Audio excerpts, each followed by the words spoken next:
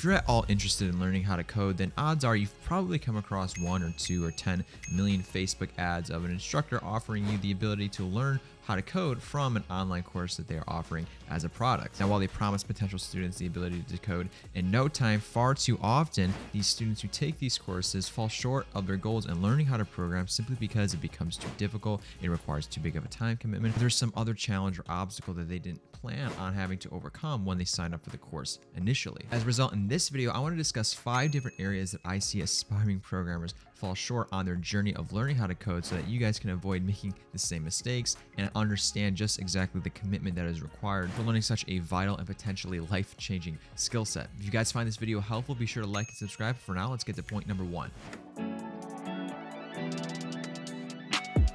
Now, the first mistake that beginners often make is just simply realizing just how much time it takes to learn how to code in a programming language. Now, we've all heard the phrase, Rome wasn't built in a day, but the truth of the matter is learning any new skill and learning how to program at that is going to take a while to accomplish. Now, the benefit of taking courses while you're at a collegiate level is that you're sort of already constrained and already have a 4-year time horizon allotted to learning a new skill that could potentially set you up for the rest of your life. However, if you're going to be going the self-taught route and teaching yourself how to program in any programming language, it is often estimated that it's going to take anywhere from 6 to 12 months to be able to fully understand a programming language at the level of a beginner developer. Now, I often feel that instructors offering online courses in coding often aren't that transparent in telling students how long exactly it's going to take them to finish their course, simply because everyone learns at a different rate, but also because learning how to code is a challenging obstacle. So if you do decide to teach yourself how to program, know that it is going to take you more than a couple of weeks to actually understand how to begin to program in whatever language you choose.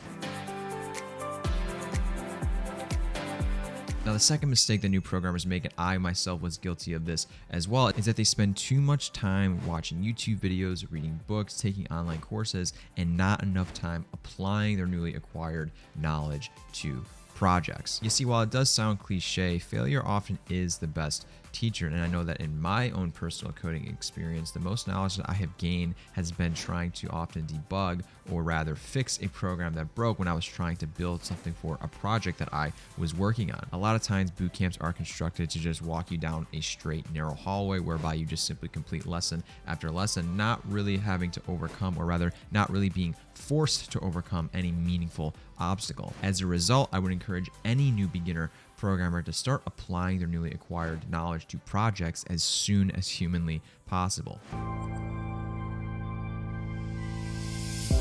Now, the third mistake that I feel like students make, and this isn't necessarily even a mistake, but it is an area that can be somewhat of a difficulty for someone just starting out, is the language that you choose to start off learning will have an impact in how quickly you can get up to speed in coding in general. You see, in the world of programming, we generally have tiers of the difficulty of different programming languages by referring to them as either a high-level programming language or a low-level programming language. Essentially, it can all be boiled down to this. In order to receive a faster runtime, a developer might sacrifice the simplicity of a language in an effort to be closer to the machine-level code in the overall processing system of a machine. Now, this is also dependent upon the industry you might want to go into. For example, if you want to go into quantitative trading or game development, you actually might be better off learning a language like C++ over Python, because in those types of roles, you will want to know a language that runs as fast as humanly possible.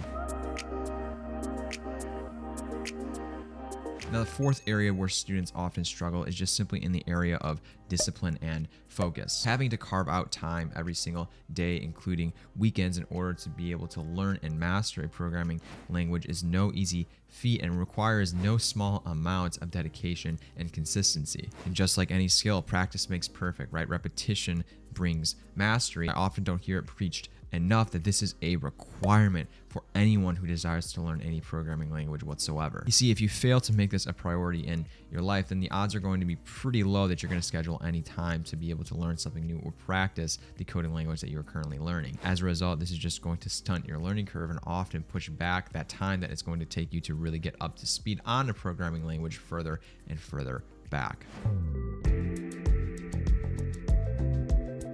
Lastly, but arguably the biggest reason why it is difficult for new programmers to stick with any sort of bootcamp regimen is because they lose sight of the end goal that they had in mind when they first began the course months and months ago. Reality is that in today's economy, if you can code at a proficient level, there's no doubt in my mind that you could secure a job making north of 6 figures rather easily, depending upon the industry that you choose to pursue. When things get challenging, it's often easy to lose sight of the fact that the reason why most people are learning a programming language is because they want to build a better life for themselves that will be realized in the future as opposed to the immediate present. However, take it from somebody who has been in that position. Any struggle you face during your learning process is definitely worth it for the reward of being able to potentially secure a job on the other side of whatever course you take. And so while it is difficult in the moment of learning a brand new programming language, the reward on the other side of that, as I mentioned before, is definitely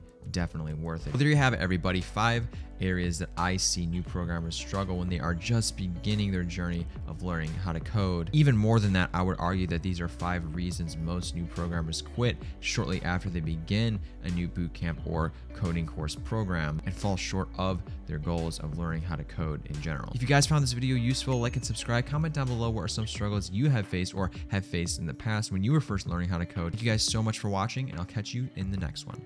See you there.